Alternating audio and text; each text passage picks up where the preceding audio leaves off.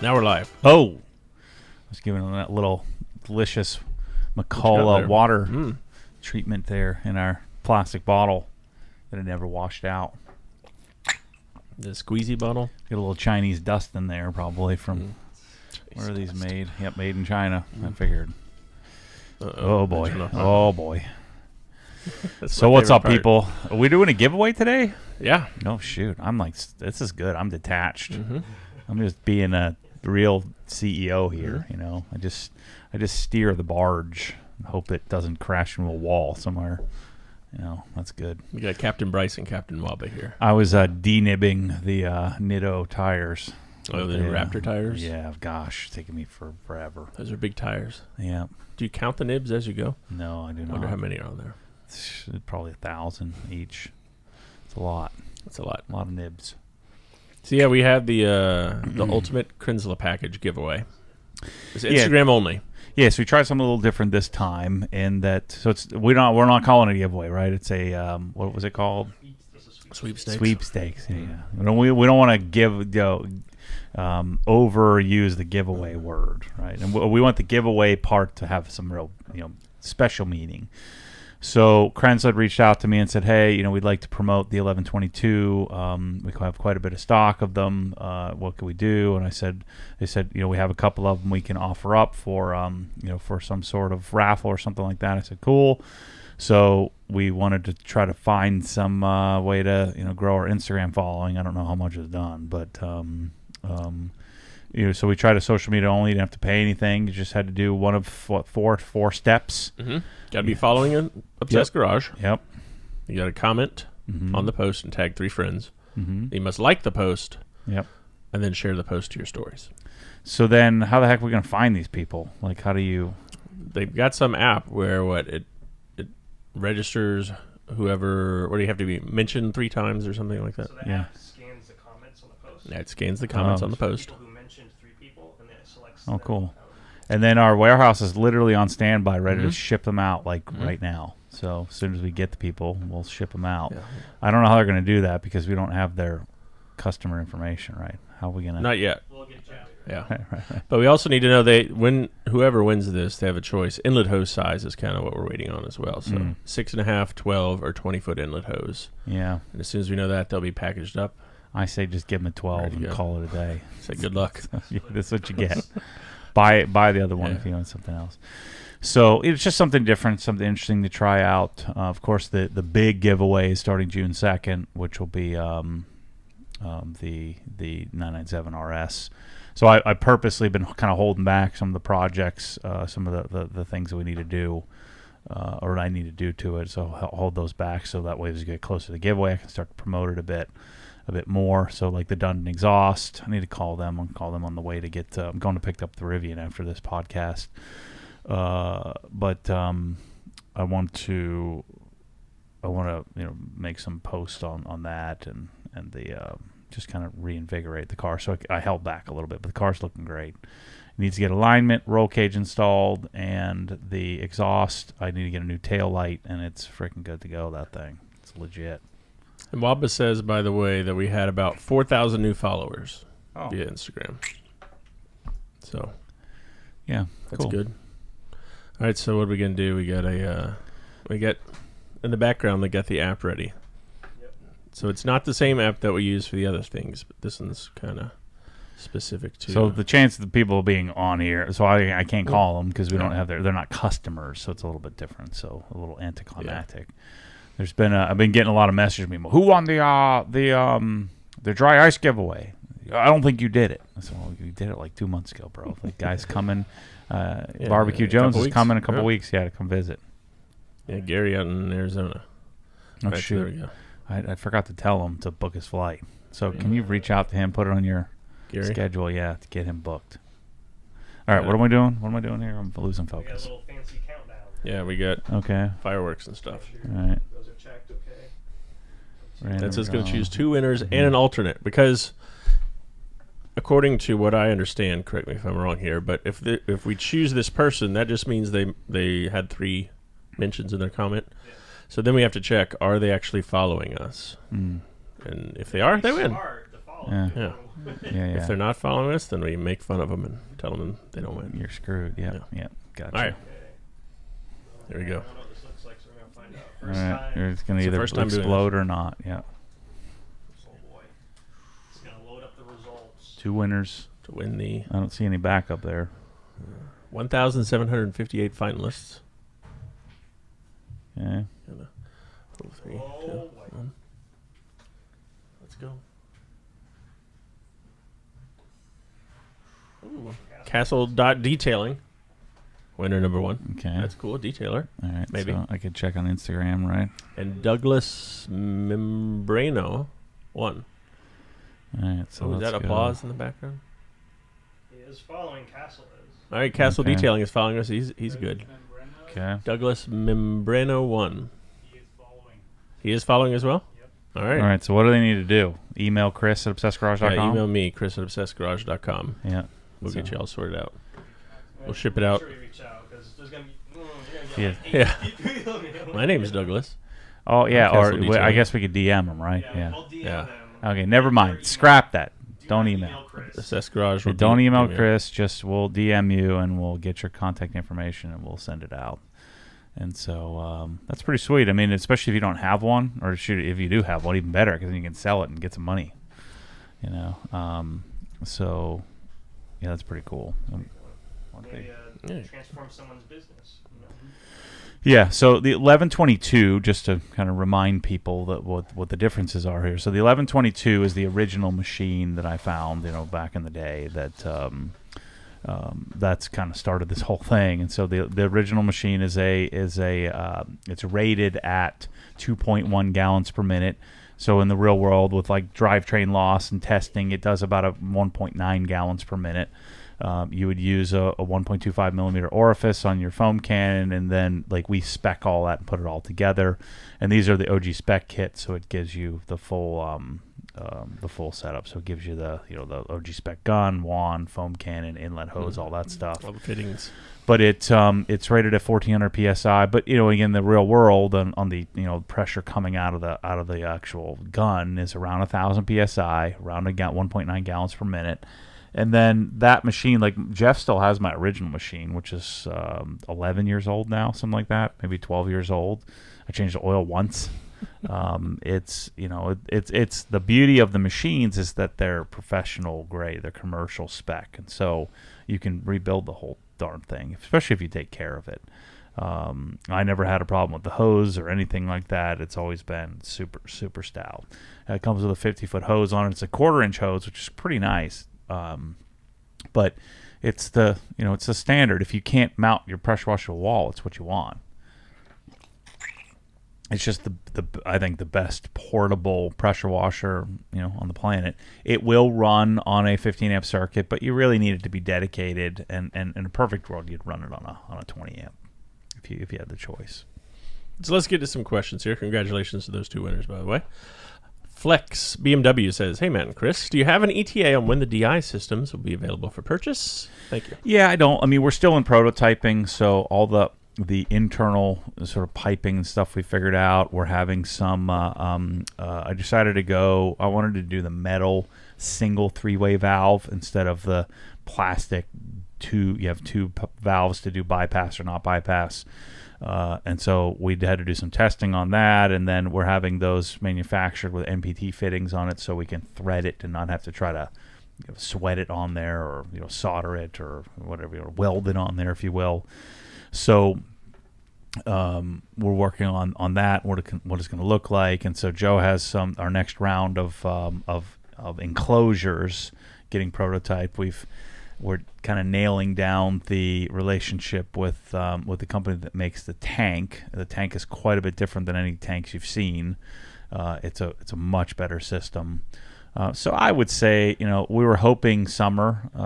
We would talk about late spring, early summer. I would guess, late summer, early fall is kind of where we're at on it. And then we're also, Joe actually just booked his flight. He's coming down to visit. We're going to start working on our cabinet design as well. So he'll be down. We'll be working on it and on the DI system again, and then starting cabinets. So hopefully this year we'll do some pre-order. The pre-order for the vacuum system is going to launch, I think, maybe next week or the following. So a pre-order with deliveries in probably about 4 weeks. 3, 4, 5 weeks, something like that. So the vacuum system will be coming out. So I know Tommy was on a call with Grant today, finalizing pricing and how we're going to do that. We should have some prototype packaging show up, so we should have some units come to us here. I'll probably do something fun and selling off the first couple of units that we get. To do something fun there on social media. But we're looking at this year is the plan. Let's see. Veerless says he's taking the SIE exam tomorrow. Do you have any advice for getting into the financial advisor world as a 24-year-old? What is SIE? Securities Investments Exam? Maybe they changed the name of it or something. Securities and Industry Essentials. Huh. Sound right? Yeah, I guess. Maybe that's what they used to call it Series 7. Maybe that's a replacement for it. What was his question about? Was it about the test or was it about the career? Any advice for getting in the financial advisor world as a 24-year-old? Yeah, and that's exactly when I started. Is you're going to have an uphill battle in that you're going to try to convince established, hopefully wealthy, intelligent people to trust you with their life savings. And when you're 24, you don't know squat. I thought I knew a lot, but I didn't know jack. And so now it's knowledge pursuit time. So while you should have already started this, but I would start my CFP right now if you haven't started it yet. So while you're studying for your entrance exams, your Series 7, your Series 66, your life health variable annuity license, you would also want to start studying for CFP. Get your CFP done in like a year. Find a course. Usually, there's a lot of local colleges that will have a course. Which is kind of cool because then you won't be able to use your CFP till you're 3 years in, but it'll take you a year and a half to get or so if you really double time it, and then you'll at least have some diploma from a local university that says I completed the CFP coursework, and then you'll be able to use the letters at 3 years, and then. When you're done with CFP, then start the others. Start SEMA, do CPWA, Certified Private Wealth Advisor, and then you can start to knock out. If you do those 3, then you can just sit for the test for like CHFC, CRPC, CLA, Charter Life Underwriter, CLU, Charter Life Underwriter. So you can start to sit for these other exams. Just show up, pay the money. You don't even have to study because it's a lot of the same stuff. So I would pursue as much knowledge as possible, and then highly consider. I wish I had actually, if I could do it all over again, I would have started my CFA right after CFP. So I would have started that. That'll take you 3 or 4 years to get. That's a pretty daunting task. If you don't have an accounting background, you're going to have to take some accounting courses in order to be able to get through it. But the CFA curriculum is pretty rigorous and will take you, say 3 to 5 years to get. So I would start that as soon as you pass your CFP stuff, because then you're going to acquire a really solid body of knowledge. But you can't focus all of your time on doing that. You have to go out and find clients. So that's on the side. That's like hours 60 through 80, or that's come in early, get prepared to market, how you're going to market, and then, maybe you're going to wait till 9 or 10 o'clock to do some sort of marketing. And so you'd come in, get prepared for your day, study for a couple hours every single day, but don't use that study time as an excuse, because then you're going to fail. That's the tricky part, is that you can hide behind the preparing to prepare. You're planning to do some work. You have to do it right from the get-go. And I don't know how you're going to find clients. That's the hard part, because you're not really allowed to use social media. And so you have to figure out a way to contribute somehow, and figure out a way to longer term connect your niche to, or connect what you love, your passions, to create a niche of certain type of clients. But again, it's really difficult because at 24, you're not taken seriously. Jonathan Crum says he can't wait for today's podcast. Luckily, I can watch this while I'm at work. Thanks, Jonathan. What do you do for work? I'm interested to hear, Jonathan. Harley 17 has a question for you. I think you like this. Question. I think you meant quick question. Why do I feel so much resentment towards the Yum Cars guy? I feel he blatantly copied OG. Well, yeah, it's a direct copy. Yeah. So it doesn't matter. I've been thinking about the UK a lot. Did I talk about this last week? The idea that, well, why would I go to Toronto if I'm not interested in Toronto? Why don't I go to the foothills and the Rocky Mountains in Alberta? And yeah, it's not logistically the most ideal spot, but what about like going to like Scotland or something cool, like where you see all those videos that everybody's shooting? Why don't I'm sure there's some warehouses around there, although not ideal in that it's not like the commercial distribution, denoted area south of London or something like that. I don't want to be there. I would want to be somewhere like in Wales or Scotland where my people are from, That's what I'm thinking I'd want to do. So why don't you find some cool place, some place that, is appealing and interesting to build a distribution facility. Where was Ted Lasso? Where did he? Was that London or somewhere? Real life Richmond, England. Maybe you should go there. Mm-hmm. Yeah, on the copying front, it's difficult because most people, there's some blatant copiers that are really belligerent about it. They don't give a crap. There's a strong belief from a lot of people that, well, if this is true capitalism, then just may the best win. And so the originators of ideas are always copied by people who have looser ethics, or they just don't have the creative bone in their body. They're just figuring out a way to sell stuff, and that's usually when you end up with a job. When you're not doing it for passion.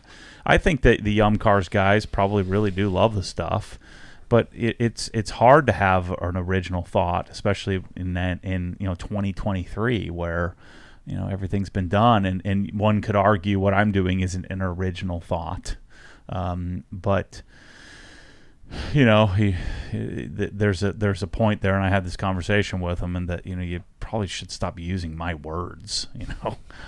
These are like idiosyncrasies of me as a human. You should probably not do that. It makes you look bad. And I'm gonna come there and sell all the stuff that So when we are selling millions of dollars of Press-All, then I'm gonna take that back. It's my freaking ideas. So, and I'm going to do that in Canada. I'm going to do that in Australia. I'm going to do it in the EU. I'm going to do it in the places where, there's a company over there that has, they call it the Obsessed Garage Mosmatic Gun that they, it's like Mosmatic UK or something.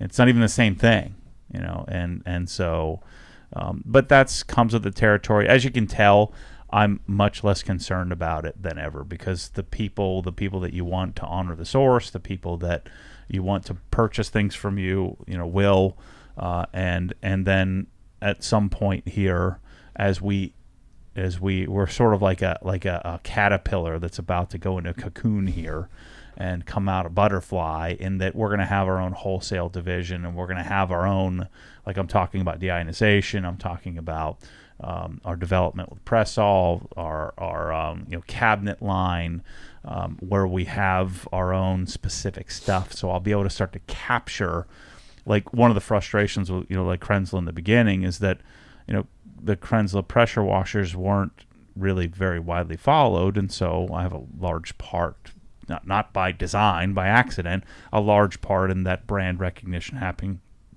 in the U.S., and I didn't get anything for it.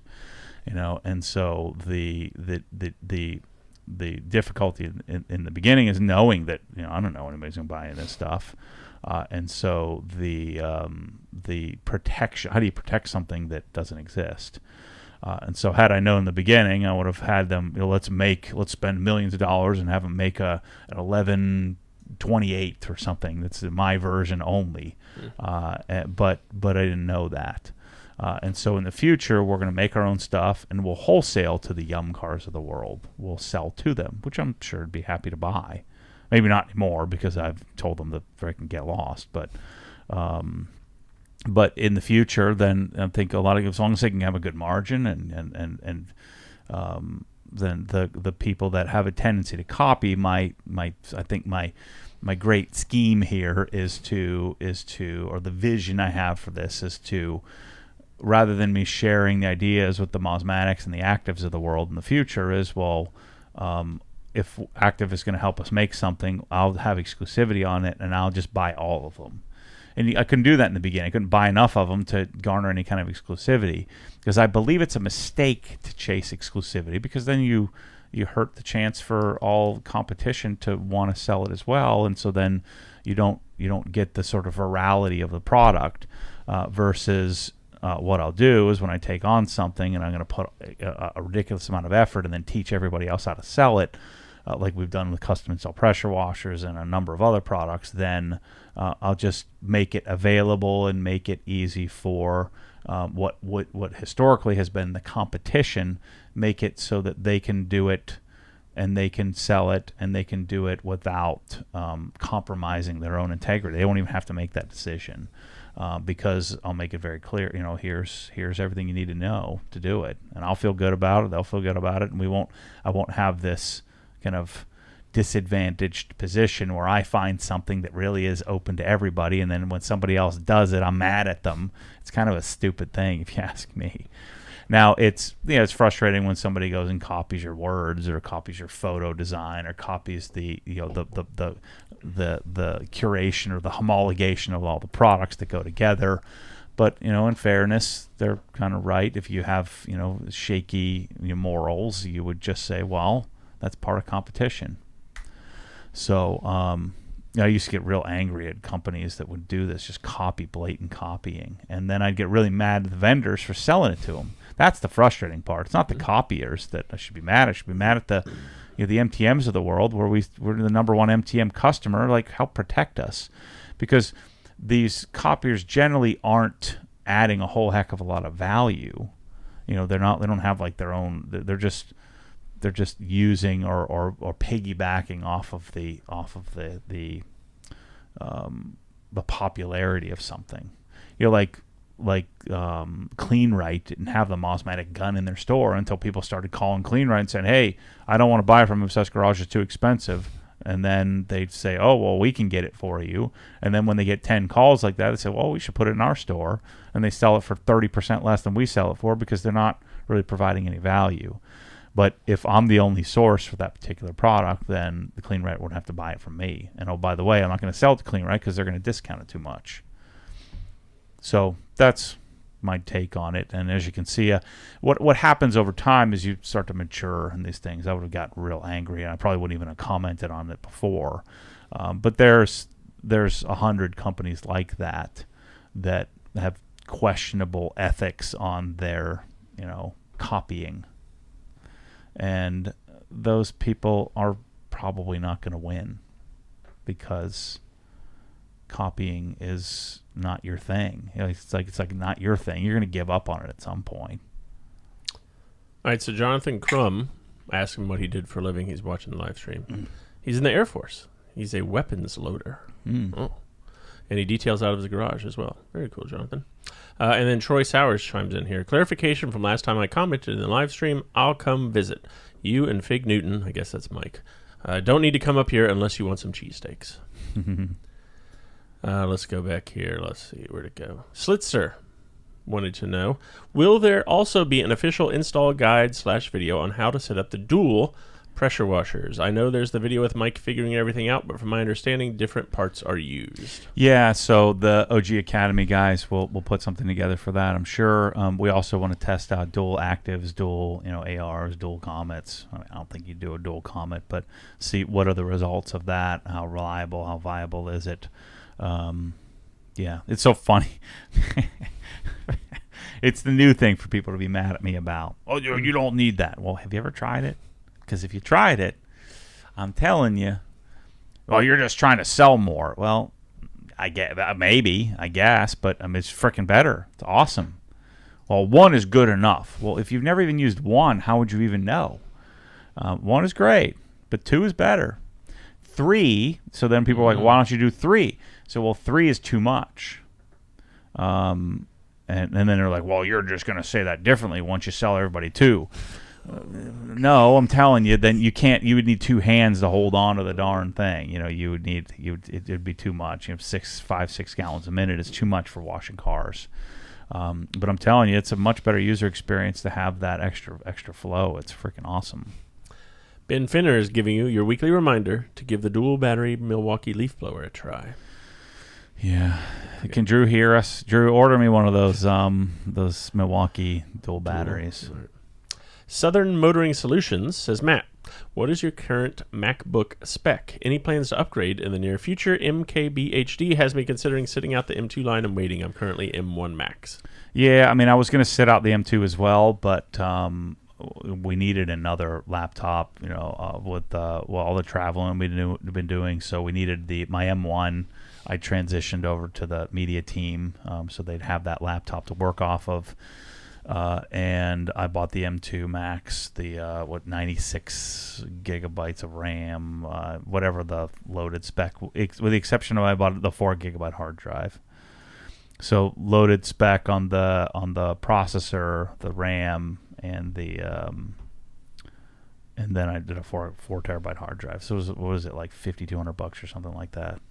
This is one of those things where that's a freaking crap ton of money for a laptop. But for me, it's what I do all day, every day. My phone and my laptop are the 2 things that I'm constantly on. And so having spending the money on them, and then generally I can either repurpose them or sell them, so it's not like a sunk cost. Plus it's a write-off. So I think that to me, it not everybody can spend $5,000 on a laptop, but it's I think you get the best you can get your hands on and reasonably justify, and maybe move some money around different places to make some sacrifices elsewhere to have like the 2 most important things in your life, which is your 2 most important interface things in your life, I guess you could say, which in my case is the camera, the laptop, and the phone. Tony wants to know, hey guys, how many total dollars so far do we have in the GT3?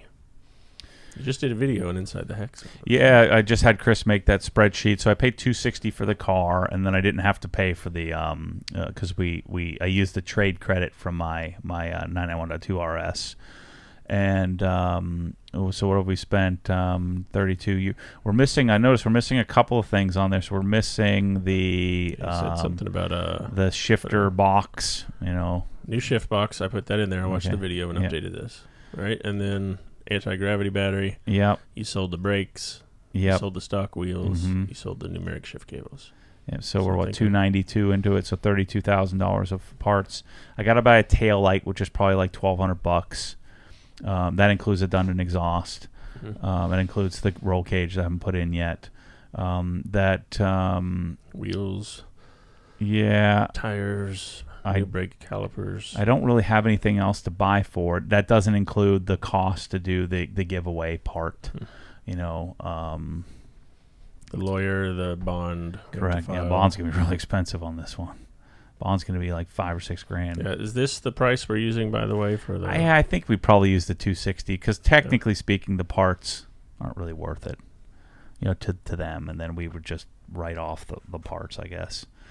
So we'll be, we're $292 all in on the car, which the prices have seemed to have gone up on them. So, and they seem to be selling, and so this car now would probably be worth, $280. It would probably try to sell for $280 or something like that.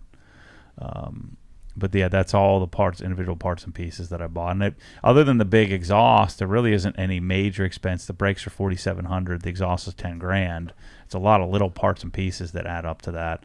That doesn't include, detailing or labor or anything like that.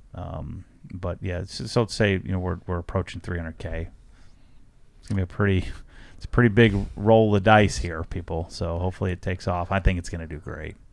Peak Zeke wants to know if you have an opinion on the hostage tape yet. I just started it myself. It's like mouth taping at night. I haven't made it through a whole night. I've only done it 3 times. Yeah, I would think you might freak out a little. Yeah. No, you don't. It just becomes annoying. Like your freaking face is taped. It's like it gets uncomfortable. That's why they call it hostage. Yeah, yeah, That's weird. So yeah. I don't really freak out at all, but yeah, you motivated me. I'll get going on that again. Yo Kenny R says all my cars will be coated by next weekend. I've been a coating machine for a few weeks. Nice, Kenny. Nice. Let's see. Jordan Horton, has Matt seen the car enthusiast watches made by Magnus? No. I think you get one for each car and then put them on a shelf in the office. More tchotchkes. I wish I liked collecting stuff. I just don't like it. Yeah, I talked about it on Inside the Hex about I also, I think, I don't know that I've talked about buying right, but buying things at appropriate timing instead of when you want to get it. So I'm making this transition from getting things when I want to getting things when I should, or getting things when, again, say, buy it right. As my friend Byron would say, you buy things right. You don't buy it when you want it. So you buy stocks at the right time, which you're not going to time it exactly, but you buy it when nobody else wants it. You don't buy it when everybody else is on board. You buy crypto when nobody wants it. You buy land when it's cheap, or for on sale. So you make your returns on, especially hard assets when you buy it. So and it makes great sense on that. And we all intuitively know that, but to actually do it is a different animal, especially if you have money. Especially if you've never had money and now you have money, and you have cash.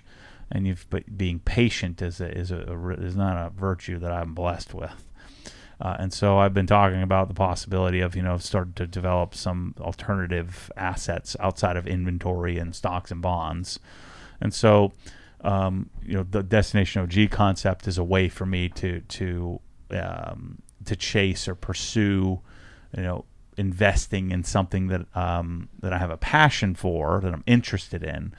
Because I think if you passively invest in things, it's just, I don't know. I don't think you do it well unless you have some advisor. Like me buying duplexes to try to make a retail or not a retail, a real estate portfolio is like, it'd be like, I'd rather jump off a bridge, than to do that. I just have no interest in doing that kind of thing. I don't care if it makes you wealthy or not. No interest.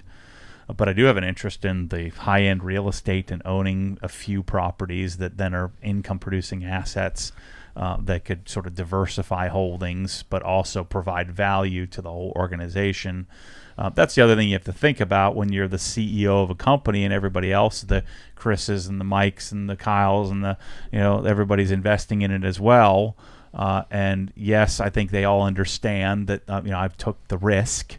Right, and I have the lion's share of the risk, but they all took risk too, and so to just go out and frivolously buy a bunch of stuff to make me rich is not fair. Instead, I like the idea, the concept of chasing something that benefits the brand and can then even if it's sort of second or third hand, can then benefit the bottom line of the organization, and so. Like buying an inventory asset is an investment for me, but it's also an investment in all of them, and that hopefully we can turn that inventory asset, creating more opportunity in the future. And so if I'm going to invest in building a cabinet line or a new pressure washing system, and so when I invest capital in a building next door or something like that, that's a direct attributable benefit to the whole organization, not just me personally. And then the byproduct is that I own it all, and so I'm then compensated for the risk that I've taken to do the thing, to do this whole thing. So there's a sort of combination of that, rather than if I'm just going out. Like if I were to buy a boat, I would try to figure out how to make that boat I'm not buying a boat, Michelle. I'm not getting a boat. But if I were to buy a boat, I'm picking something I have no interest in. But if I were to buy a boat, I would try to make that boat then be some sort of generating asset that could then provide value to the whole organization. So like, yes, I get to buy the GT3 Touring, and yes, it's mine, and yes, it's great, but without that touring, then we don't get to do the detailing videos, and I don't get the payoff of that. And it's very important for me to buy a car that I actually like. Otherwise, we saw how the Corvette debacle didn't work very well. And so that strategy of purchasing things properly is my next, hopefully, personal evolution, and that you wait and then you scoop up things when you're buying them right, if you will. Greg Robinson wants to know, is there a cheaper option that has similar tools with organization system like Sonic? I see more and more coming out, but there's nothing else quite like it. I mean, Hazette would be more expensive, that has decent, foam inlays. I mean, again, you could always use something like Tool Grid or find some other, what's that other company? Ernst Manufacturing, I think, is the other company that, I think it's Ernst, where they have a bunch of like drawer organization stuff. So there's lots of, like those green Ernst tool organizers. And there's a bunch of other companies that do it too. But I mean, Sonic continues to improve more and more and more. They invest back in their like the new toolboxes. We'll have a video up here shortly. Are really, really great. It's a real step in the right direction. I liked their toolboxes. Now I love them. They're pretty fantastic. So, I mean, Sonic, I think, is a good bet. And I think Sonic will continue to improve their tools, which will improve the value of them. But there really isn't much like it. No one else organizes as well as they do. Jose Brito wants to know, have you tried the new G-Technic version 5 coding? Oh, yeah. Yep. Yeah, have it launched it yet? I don't think it's available yet, is it? I don't think so. We have not heard about it. Yeah, but I've had it for a while. It's great. Let's see. Vamsi Krishna says, isn't Matt picking up his Rivian today? Yeah, or leaving or after the podcast to go pick it up. George wants to know, hey, Matt, how hard was college for you? What was your GPA? Ooh. I purposely have never looked. It's somewhere in the twos. Let's order your transcript right now. So I figured out pretty early on that the GPA means nothing unless you're going to pursue the path of that the internship, like the competition of the college oriented corporate providers like the Lockheed Martins of the world are going to be, as an engineer, it'd be very important. They're only going to select the highest GPA people, right? They're going to use that as their regular metric. And so my philosophy in school was volleyball first, meal plan second. Okay. Then when I got a job, the job was first, volleyball was second, meal plan was third, and school was somewhere in like the 15th place or something like that. And so I showed up most of the time. I didn't take notes. I generally didn't have a notebook. By sophomore year, I stopped buying books. I didn't buy the book. They're expensive. Or I didn't buy it unless it was like very clear that you really needed the book. I had learned how to leverage, and especially when I started getting, making some money selling electronics, like I could contribute in a different way monetarily to the cause, to like stay in everybody's good grace. And I just made great relationships with people that they would get the work from somebody else and then give it to me. My buddy Cheech, Jason Chung, was a master at getting, because he put in the effort to get the work from others. And then he liked me and we were buddies, and so he would take care of me, and so we took care of each other. And it's probably like 2.6. I'm very easily, had I committed, I mean, I would have been a high 3s, I'm confident of that. But I literally didn't take notes. I didn't study. I showed up probably 60% of the time to the courses because I just understood what was going on here. I was pretty clear on what was happening. I need the degree. The degree will open the doors. Anybody ask my GPA, I don't even know. I don't know. Just make it or whatever. I can order for you if you like. But I never once did anybody ever ask me that. I just kind of figured that out going in, that nobody cares. What does it matter? It mattered that you were able to solve the problem. and I figured it out. I'd solved the problem, and I knew what I needed to get done. And so, like, I got one class, I got a D minus. It was awesome. It was the hardest class in the history of ever. I was just happy that I didn't have to take it again. I was done. Yeah, a D minus in one class. It was like communications theory. It was about like Smith charts around the what was it? I think it's called a Smith chart. The really interesting thing is that even though I failed, like a lot of it was graded on so the Smith chart, which is like the safety zone around a cell tower. Let's see. So it's a measure of impedance, but there's like 3 imaginary coefficients in there. It's like, and the guy would just sit there and talk about. He was just trying to get money to, he just had to teach a course in order to maintain it. Yeah. And so he was interested in research. And there was my one buddy, Mark Blattner, who was a frickin' superhero. So Mark would get 100 on everything he took, and he would just use his test as the handout. Like, this MIT 100, Harvard 100. I just remember. And Mark was embarrassed. He was a gentle giant. He was a thrower on the track team on scholarship, and I think he cleaned like 335 or something like that. But he was this gentle giant genius. And so see, look, there's J. Like, what does that even mean? Yeah, J. I is not good enough. Yeah, we need to use J, I and J. So there's 2 imaginary subsets of coefficients. It's just ridiculous. And now I'm confident that if I had shown up, went to what was it, office hours, and like worked on the homework, and I'm confident that I would have gotten an A. But I had no interest. And so imagine this level of mathematics. So you're beyond calculus, you're beyond physics, you're incorporating everything that you learned up to that point. And so rho equals negative J. What does that even mean? Right? As you approach the limit of rho, like, what in the world is going on here? So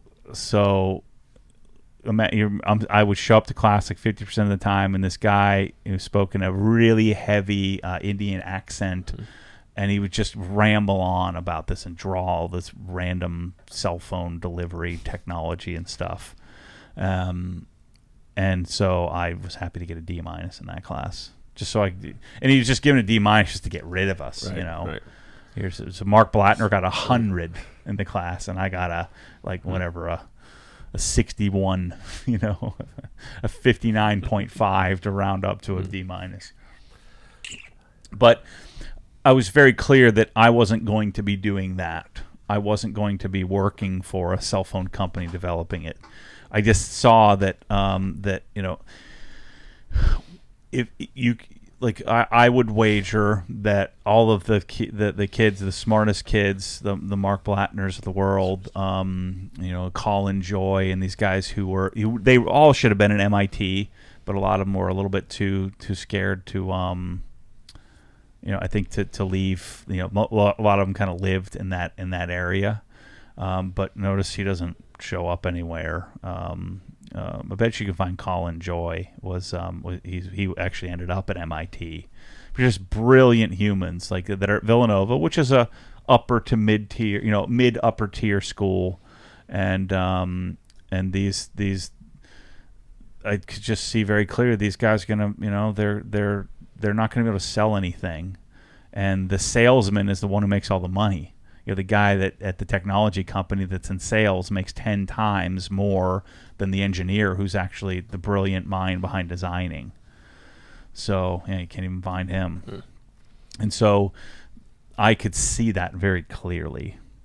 And I held on to this fact that when I was a senior in high school, what got me into Villanova is that I think I had like a 3.8 or 3.9 in high school or something like that. So I think we had our graduating class was like 700 or 800. I was probably like in the top 50 or something like that. But I did nothing, like zero. But so I had a class. But the thing that got me into Villanova is we transitioned to intensive scheduling my freshman year. No, I think it was my sophomore year. So it went to intensive scheduling was the semester would end the course.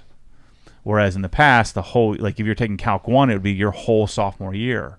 So you could take Calc 1 first semester, Calc 2 second semester. And so I took all AP and honors. I didn't take any of the AP tests because I probably wouldn't have passed them, which is freaking stupid. So I'm in the AP courses. And so I would take, like I argued with the school, like they set it up to where your sophomore year you would take AP chemistry or AP biology. And I'm like, well, I want to take both. Because you had, or maybe it was biology 2 or something, like AP Chem 2, AP Biology 2. And so you would choose one or the other. I'm like, why do I have to choose? I want to take both. And I wasn't really interested in either one of them. But I was just interested in like, well, I would just want to take them all. And so I sort of helped orchestrate that we had a great physics teacher. And so we took AP Physics 1, AP Physics 2, and then I sort of convinced him to because he was always talking about a course that he had in his mind, which is called Honors Engineering. And I'm like, I want to be an engineer, so we need this class. And so I sort of petitioned to get Honors Engineering in the school. And so when I took Honors Engineering, of course, I'm not paying attention. I don't know what's going on, but we had to do a senior project for Honors Engineering, and so I was super into car audio, and so I built a dual 15s with 4-inch ports, and I did all kinds of like testing on the frequency response and how did the impedance change, and everybody else is doing some other bull crap because they didn't have any like. They were all smarter. They all got better grades. They all paid attention. They all did the academic part of it. But the teacher like kind of pulled me aside, and I think that's what set me up for life. And he said, if you choose this, you'll be the best engineer, and not academically, but if you want to be an engineer, you can be an engineer because you like the stuff. There's a practical knowledge around it. And that kind of set me up for just looking at things differently. So I'm in college. This is a really simple question: what your GPA was. I make no excuse. I mean, I should have shown up. If I should have gotten a master's degree. But had I done that, I would have been like these guys I'm mentioning. They're probably making $90,000, at an engineering firm and have a great life. But the guy that's selling whatever products they're making is the one making $2 million, and so I think that I could see that early on, that outside the world of like ultra competitive tech for the brightest of the bright, like if you're a above average intelligence and you're at like a mid-level or upper level school, but you're not at Harvard Law, or you're not at MIT, or you're not at Caltech. If you're not there, then you're not going to be like number 8 at Facebook, getting hired out of school. So if you're not going to be that, then it's kind of a waste of time, to really focus too much in on that. Now, if I had taken, if I could do it all over again, I probably would have taken the business route and gotten insane grades, so I could have gotten that internship at Goldman, and I could have become an investment banker, and I would have done really well with that 90-hour a week, kill yourself, digging through documents and becoming like the head investment banker. And those are the guys that make $20, $30, $40 million a year. So had I done it over again, I probably would have paid attention in engineering, gotten the engineering degree, gotten a high GPA, gone on to business school, get masters like MBA or something like that. MBA is kind of bull crap, but if you gotten some sort of masters in some more sophisticated like area of business, and then while doing that, I would have studied and gotten my CFA, so I would have had a shot to get that internship at Goldman or Bear Stearns or Lehman Brothers or something like that at the time. And but then I would have had to end up in New York, which I freaking hate that place. So I'm not sad with the path that I've taken, but I think that the moral of the story here is that the earlier on you can figure out what's actually going on in the world, the better chance you have of writing your own script. And so I wrote a script at Villanova. It was the greatest. It was just amazing. I had so much fun. I didn't party, didn't drink, didn't want anything to do with that, but I lived my version of what a party would look like. It was amazing. Playing volleyball, selling electronics, hanging out with my friends, starting to get into cars. It was really a really awesome experience. And then I don't know why, I'm glad I did, but I don't know why I gave that all up. When I graduated, I went to a different store and then I moved to Florida. So I kind of gave that all up and didn't have as great of a time for a little while. But once I started to make a little bit of money again at Sound Device down here, then we kind of lived a great life again. So I've had a good path. But I thought I was headed down the Lockheed Martin path, if you will. But I don't wonder where I would have been. Good question there, George.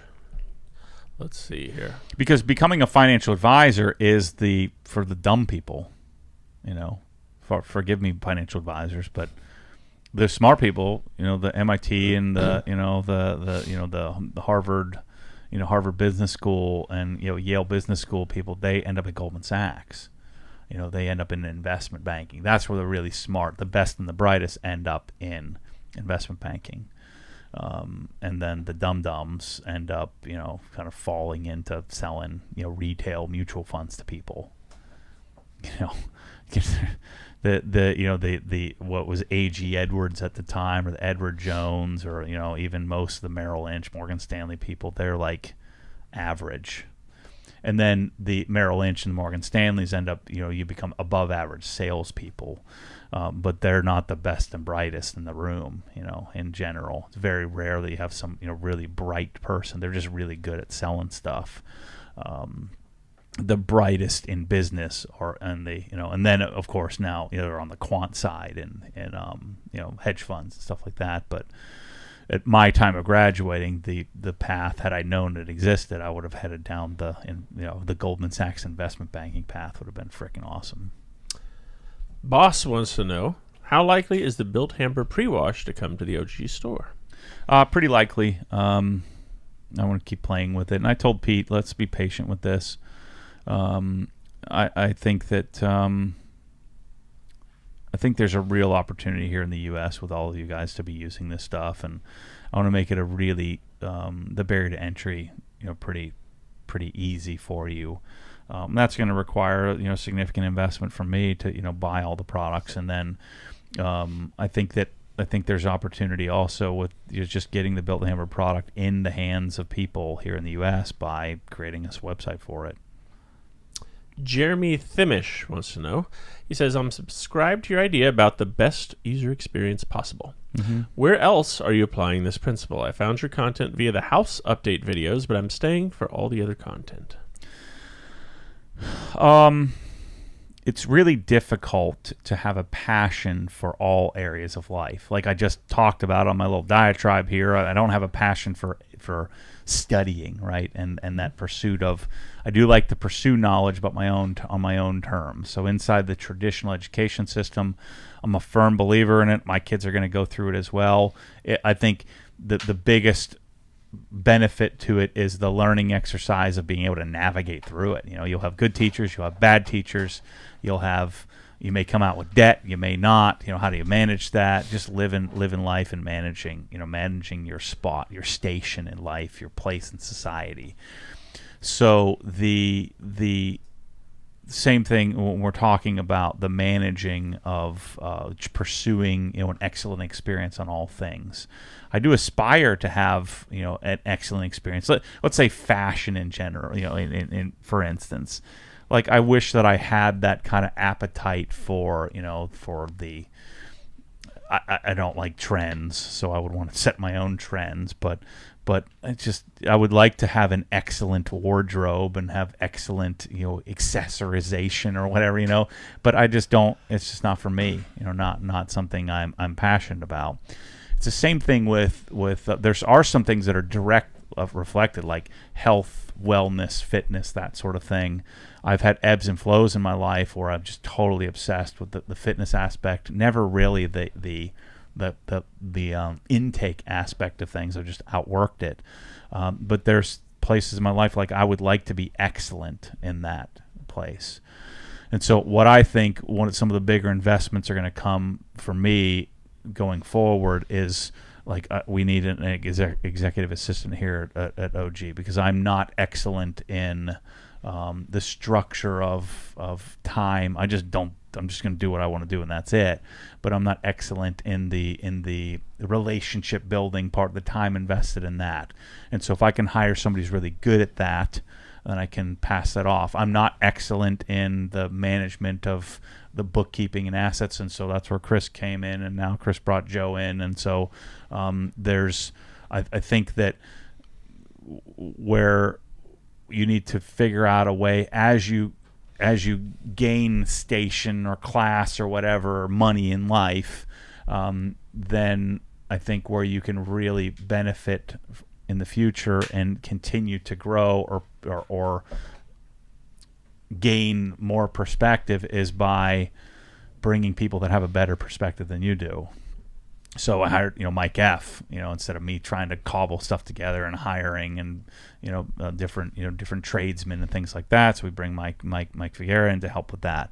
Bring Chris in to help with the financial aspect of things, and then we get Chris to a level of his expertise, and then we bring somebody in to bring his expertise level to the next level. We bring in a Michael Waba to work on the videography and the cinematography and stuff like that.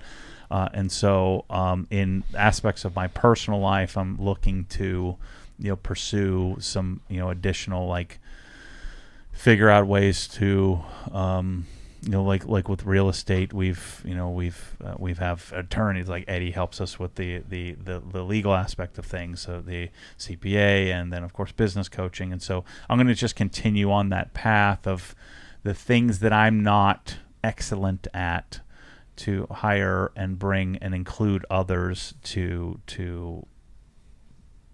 pursue functional excellence in those categories where I'm not going to invest the time. What you got?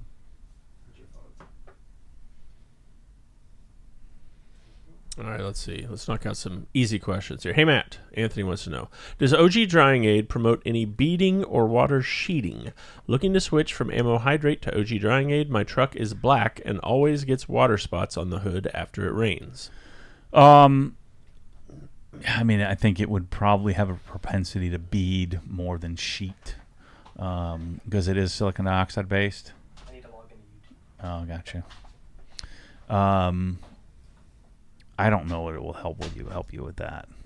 All right, let's see. Ben Finner says, you said the MJJC 2.0 was a copy of something, and the MJJC 3.0 was a copy of the new Grios. Mm-hmm. I'm happy to avoid copies.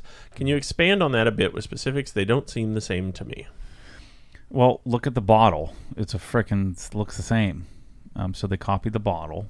MJCC, MJJ douche, whatever it frickin' is not the company you think it is. It's a Chinese IP theft nonsense machine. Just look at it. Look at their website. Everything in there is about making things cheap, junk, and so somebody in them looked at what's available, and then they're trying to copy the best of the best. So I was actually talking with a friend of mine. Tim was here, and Tim and Sam came and visited and picked up a couple things, and he was talking about a CNC laser machine, and he was at this trade show, and the machine had broken because they'd used, there was a Chinese copy of like the real deal, and they'd used some wiring, so they copied it and ended up with something that worked. But they didn't take into consideration that all that moving back and forth, that the cabling they chose was a little too brittle. And so then because the arm is attached to this cabling system, so it broke because the cable was too brittle. The Chinese in general, when they're copy machines, first of all, they're stealing intellectual property. No one can go after them, because how are you going to hold them accountable? Like Rupes, every single polisher long throw that exists, Rupes should have been able to sue, but who the heck are they going to sue? They don't. The IP rights are not upheld in China, and so MJC whatever, and the other one, what's the other one that's big here in the U.S.? You're supporting. I don't care if the foam cannon's better or not. You're supporting a company that does nothing but steal. Like they'll literally buy booths at SEMA and put someone at the booth so that way they can get in there and go take pictures and copy stuff. That's what they do. And so you buy it all you want.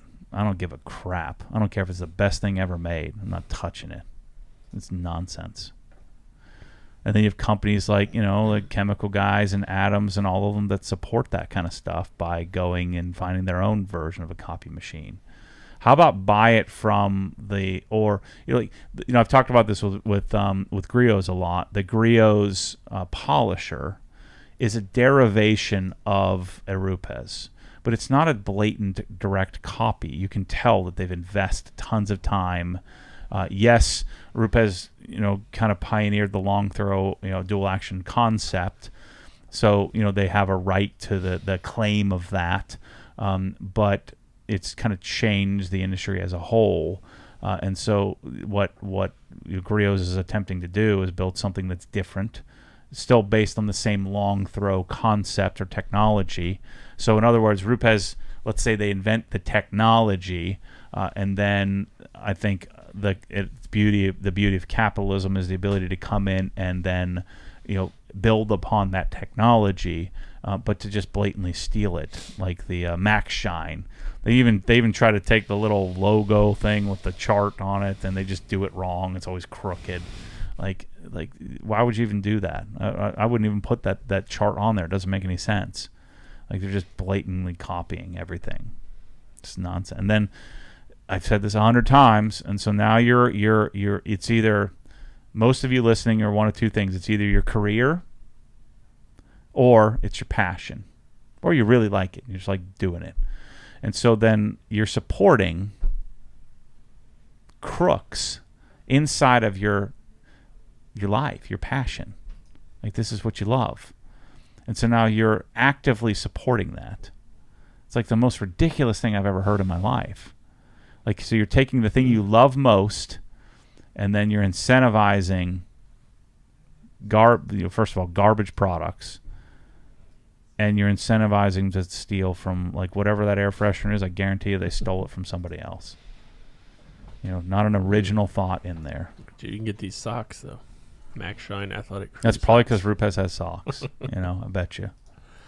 And the matching hat. Mm-hmm. 808 Johnster says, "Yo, it's been a while. Shout out from Hawaii. Thanks for joining us again." 808 Johnster. What? Michelle texted you. Oh. She's probably buying a boat.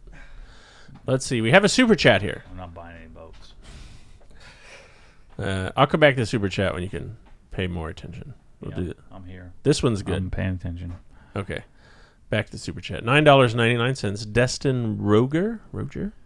Now that Destination OG is done, and Mike has all kinds of free time, could you guys offer a cart solution with all the necessary holes drilled and hardware included? I don't know. I don't really like carts.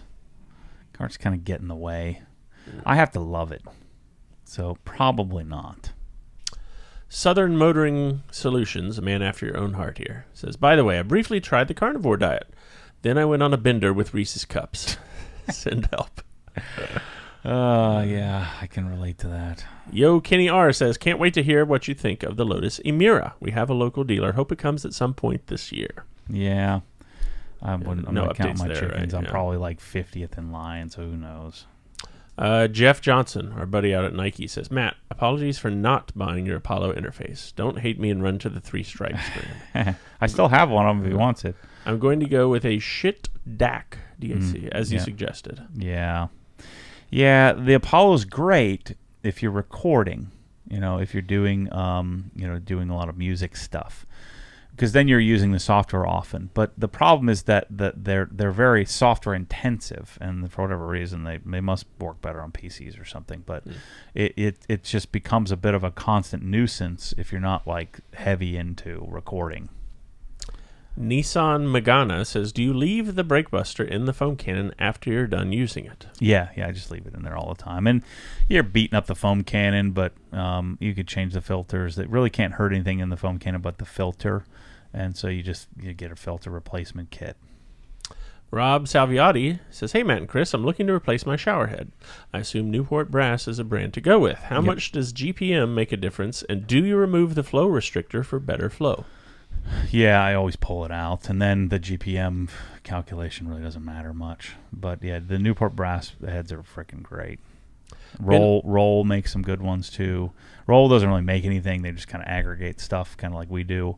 And those are the two best that I've experienced because they're both metal, like they're actual brass. They're not plastic.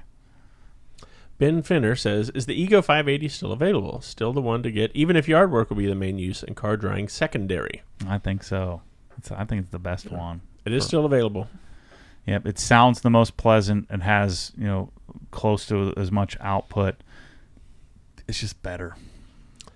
Let's see. RT wants to know, why is the Krinzler gear oil so hard to find? I guess I bought the last bottle from OG. Yeah, we get it in and it sells out, So it's a I think they can only put so much on a container, otherwise it requires like different certification or something like that to send over, and so they bring it over and then we sell it out pretty quickly. It's really expensive, so I don't think they thought that as many people would buy it, but as soon as we get it, it's gone. Yeah, we buy as much as we can, but it doesn't last long. Yeah.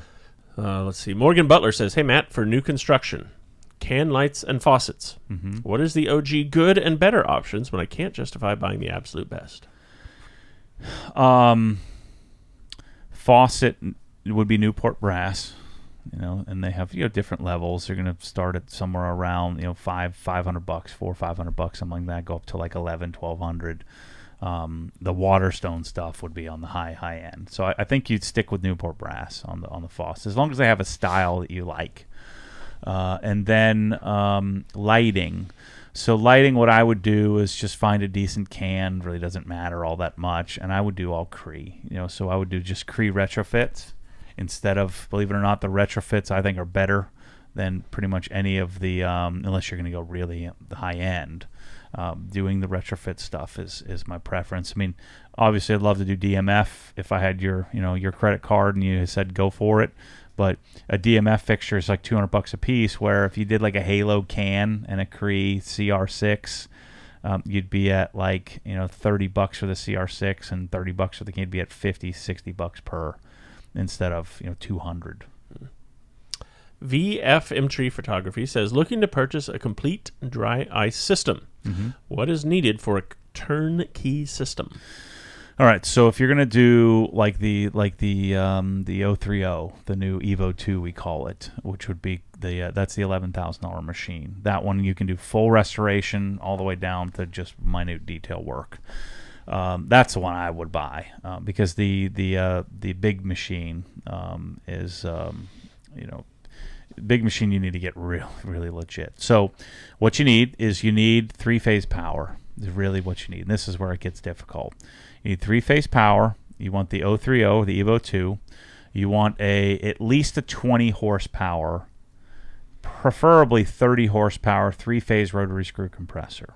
Right? So you want there are some companies like Eaton that does a 3-phase converter that works with their compressor. So if you're going to do a converter, I think Eaton's probably the way to go. If you're not, we do Kaiser or FIAC, something like that. Champion, that really doesn't matter as much.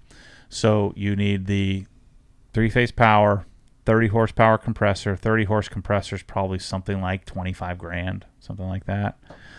Then you need a desiccant dryer. So you want the Nano that we sell. You want the big, tall Nano. You also need you need 2 tanks. You need a wet tank and a dry tank.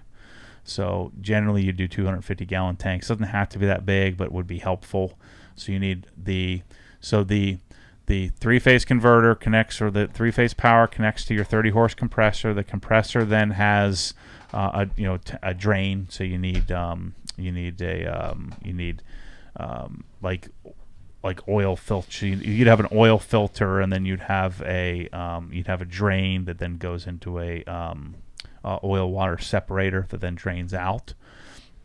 On that first on the output of the pressure that'll be on the input to the wet tank. Then the wet tank feeds the desiccant dryer, and the desiccant dryer feeds the dry tank. and then you have your piping, and you would want to do Prevost piping. So all in, you're looking at somewhere around 40 to 50,000 for your compressor setup with desk and dryer and piping and all that stuff. And then you've got 11 grand. So you're to do like a legit system, you're probably somewhere around 60,000 to like do a full on system. Otherwise, I mean, you can do it. We can do it with like a 10 horse compressor. You can do it with a 5 horse compressor. You're just not get a lot done. So it just depends on what you're hoping to accomplish. If you're just doing some detailed cleanup and some adhesive remover and stuff like that, then we could do something less. But I think if you're getting into dry ice, the minimum standard would be to do that kind of setup I just mentioned. Scott Cathcart wants to know who's at the top of the list for garage refrigerators. I think you do any normal refrigerator. I would highly recommend looking at either Perlick or Folger Milano.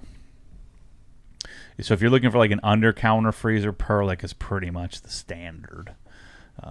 If you're looking for like a full column-style refrigerator, check out the Folger Milano stuff. It's really interesting to me. I'm going to try it out. Sub-Zero is impossible to get, but I'm still buying like a legit fridge freezer. The new Folger Milano line of the cabinet depth stuff is freaking awesome. But you're 7-8 grand for a you're not gonna like for a that. Beer fridge. Yeah. Let's see here. Dave wants to know, hey guys, how is Matt's driving going? Thanks from Canada. It's not going. I'm just gonna hire a driver, taking applications. Yeah, how's the Rivian pickup? Are you? Nope. No? So I gotta freaking go with Michelle. Yep. Let's see. Grinzelwinter, Cap Effect says, is $1,500 a safe bet to budget for the vacuum and hide a hose setup? Yeah, I think it'll be under that. Yeah. Jeffrey Hutchin wants to know, why doesn't Matt swear? Troy says, who the frick knows? Yeah. Michelle, I think. Yeah, there's a specific story to that, and it was probably like 2002 or something like that. Michelle made some mention to, people who curse a lot are just not very intelligent, or can come across as not very intelligent, because there's plenty of words in the English language and you're stuck with that. And so at that moment I said, she's kind of right. And so I just said, I'm not doing that anymore. He used to be, but he's not anymore. Oh, yeah. I'm an all or nothing kind of guy. He was all in. All in, yeah. Raymond Garcia says, what's the ETA on Pressall? Monday. That's what we were told. Is it sitting in Ocala? Oh, we still don't have it? No. Oh, my God. It's been quite the process. That freaking guy that was messaging me crazy, text messaging me all the time. Oh, man. He's losing his crap. Monday. Yeah. That's what tracking says.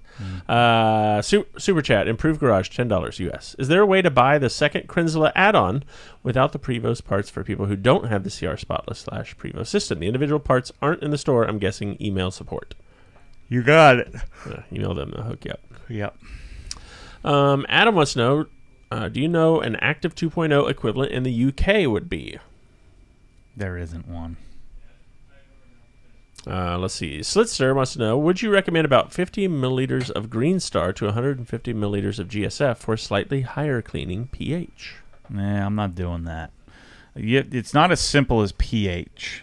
This is what I've been talking to Pete Hamber about a lot. pH doesn't tell the whole story. It's what is creating that pH. So, but Pete gave the example. For example, caustic soda will eat through metal.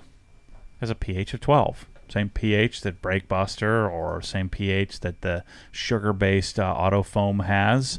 And so not all pH is created equal. So depending on how you're deriving that alkalinity, on how caustic it can be. And so just throwing all-purpose cleaner into your soap is not the best solution. That's why I don't do that. I would think that then you're gonna have potential to be attacking or beating up your coating, but it just depends. So you're just kind of luck of the draw. You have to test it out. I'm inclined to say let's chase a product that is very specific, and that specific product has quite a bit of ample testing done, despite the fact that it may cost a little bit more, but we're paying the money for the work that they did, unless you're willing to do it yourself. And so I'm not an APC in my soap kind of guy because I don't know what that's doing. Our buddy Brian Deal out in California says, "Afternoon, gents. Thanks for joining us, Brian. Chris wants to know, do you offer courses in detailing, or is that something you would consider doing in the future?" I thought that's where I was headed, but I realized I don't really like people very much, so it's not. I'm not the best guy to do that. There's lots of great trainers, Rennie Doyle, Todd Cooper-Ryder, Jason Rose. There's a lot of great trainings out there. Ivan LaCroix is traveling all over the place training people. So I'm not the guy for that. Okay, you kind of addressed the second question. Can you recommend one you have taken yourself, not necessarily wanting to be pro, more of a hobby level? Yeah, I think Esoteric is probably the best school to go to. You just have to go into it with an open mind. They're very specific about what products you have to use. So you just don't go in there fighting them, what products you like. You go in there and just check your knowledge at the door and let them do their thing. Let them teach you. Just be very, very coachable, teachable, be very inquisitive. But that's the one I would highly recommend you go to. I think the best training that I've ever been to, and I've been to a lot of them. Let's see. Ben says, "Thank you for the quick peek at the new 3-inch battery polisher coming down the pike. Could it work as one's first and only polisher getting into the hobby?" No, definitely not. Your first and only would be a 5-inch, and that would be the Milwaukee. All right, a couple more questions here, then we'll get you out so you can go get your Rivian. Maurizio says, "Hey, Chris and Matt, hope you're doing great. I'm from Brazil, and I love seeing the Vonix products being used overseas. What do you think about their products so far, Matt?" I've only used the one tire cleaner. I think I like it. I used the interior cleaner just once for 1 second. I do have the engine bay coating that I want to try out and a couple of other products. But yeah, Vonix is huge in Brazil from what Tiago was telling me. Matt Radford says, "Hey guys, I really enjoyed the hiking content from the Helen trips. What's it going to take to get you into trail running? The aid stations at races typically have excellent snacks." I'd love that. Yeah. That's what it takes. Yeah, I love that. No, not the snacks. I love the idea of that. I like being Trail out running? there. Yeah. I think that'd be really cool. What did you and Nick and Justin, was that like adventure race Yeah, stuff? adventure racing, which I love too. I need to get back into that. Yeah, that was cool. I've got a multi-pronged plan that I'm working on to get myself back in. Yeah, nutrition, working out. Yeah, the good news, I've been very consistent on CrossFit. I've been going 4, 5, 6 days a week for months now, so that's good. Nice. Back to the college chat for just a second. Ben Finner says, "My GPA mattered to retain my grants and subsidized loans. Learned that mistake the hard way. Got smart and finally avoided early classes and full course load to get through." Yeah, I didn't have that. I didn't have grants. I didn't have I just had loans. Yeah. Ben, I was on the same page as you, so I kept my GPA at a certain level because I had to. Let's see. Jose says, "I equals the current for electrical engineers and imaginary for math nerds." Very true. The square root of -1 to me. He's saying he's big I, capital I. Yeah, capital I, yeah. Not little I. Yeah, lowercase I is what I refer to. Yeah. Ricardo says, "Hey, Chris, how are you able to use that mouse with your giant hands? We need to do a collection to get you an appropriate mouse." I like this mouse. I don't like those big fat mice. Yeah. Let's see. More college talk, chat GPT, blah, blah, blah. Did you guys use the tire equipment for the Raptor tires, or will the equipment be in the next fire sale? No, I'll be doing that this weekend. Yeah, Joe got some tires, by the way. They came in today. Yep. Yeah. Let's see. Matt, I saw your latest wash and talk. Is the less alkaline tire and wheel cleaner you'll be getting from Dave Phillips something you might private label? That's a good idea. I mean, I'll talk him into that. Jason wants to know, Matt, what wallet are you carrying these days? Mine isn't Costanza status yet, but I need something more streamlined. Ridge. Yeah, I think I have it here. Yeah. A Ridge wallet. And Jason, we're going to have a wallet coming up in the GT3 giveaway from Groove Life. Yeah, I don't like it. I like it. It's good, Jason. Don't listen to Matt. I got two. I got our new business premiere, Chase Inc., Good. and my American Express Platinum on the business side. Throw that one away. Oh, this one's junk? Yeah. Nice. So that one's junk. Then I've got the my personal Chase debit card, which I don't even know why I carry it. I never use it, and my business Chase. So I keep the business cards on one side. So I got 3 cards. I got Business Premier, Amex, Visa. I think I still have that Raymond James card. Like I think it's still active, but I don't use it. And then on the flip side is where I have my Merrill Lynch card. So I got my license in the middle. I've got my Merrill Lynch card. I've got my personal Amex Platinum, and then that personal debit card. So business and personal debit flank the license, then 2 personal credit cards, and then 2 business cards, and then I have our key card access for the building. And I get to get rid of one of these. Nice. Yep, that one can go away. That's what I keep in my wallet. And I don't even know why I keep the darn debit cards. I guess if you ever needed cash. You rail against debit cards. Yeah, do not use a debit card ever. It makes no sense. You get nothing for it. You have much more risk, and does you no good. Because there have been in the past, but I think pretty much every company's done away with it. But like at Merrill Lynch, we used to have a debit card would accrue points too. It was awesome. But the debit card doesn't like generate fees like a credit card would to the merchant. So yeah, but let's say somebody gets a hold of your debit card number, cleans out your account. Yeah, you might have some fraud protection, but it might be 2 weeks before you get your freaking money back. And you don't get any points or anything for it. So why not use the credit card and then pay for it out of your bank account? The only reason I have a debit card in my account is so I can get cash if I needed to go to an ATM. So actually, come to think of it, I would never take cash out of the business account, so I should probably put this card in the safe and just leave it alone. And I don't think we've ever... I mean, I gave it to you like 1 or 2 times before we needed to deposit a check or something, but that's about it. All right, let's see. We'll do one more question here and get you on the road. Mike Monkhouse says he doesn't like people that much either, so that's good. Obsessed Mobile Detailing, can you please make an option for the Press-All household bottle to come with the industrial sprayer head rather than having to spend $30 and wasting a sprayer? Yeah, we need to do that. Yep, that's on the short list. Yep. All right, last one here from Craig Lange, or Lang. Is the desktop Evo, I guess he means Evo Grill, still available? If so, my offer on 2K asking price is... After negative $1,500 for not being OJ spec clean and negative $350 for no Alexa compatibility is $150 being included. Yeah. Is it still available? Yep. Okay. You want to buy it? How much should I list it for? 2 G's? I think so. I kind of want one, but I don't want one that bad. Oh, yeah. Here's my Helix amp. Nice. All right. So, yeah, by the way, the Groove Life does have the little Obsessed Garage logo in it. Mine does not because mine's like the little testing one, but it's pretty sweet. I like mine. I think I have too many cards for it. Yeah, mine. I have 4 in here. If I tried to put one more, it wouldn't go very well. So I got 1, 2. You have more than 4 cards. It's not for you. Yeah, I need at least 6. 1, 2, 3, 4, 5, 6, 7. I need room for 7. That's no good. And then I usually have money, but Michelle and my kids always steal it. They put it back in. If you're going to steal it, put it back in straight. They always put it in wrong. It's crazy. Anyway, people, I got to go. I'll see you next week. That's the plan. Thanks for tuning in. Thanks for the questions, everybody. We'll see you next time.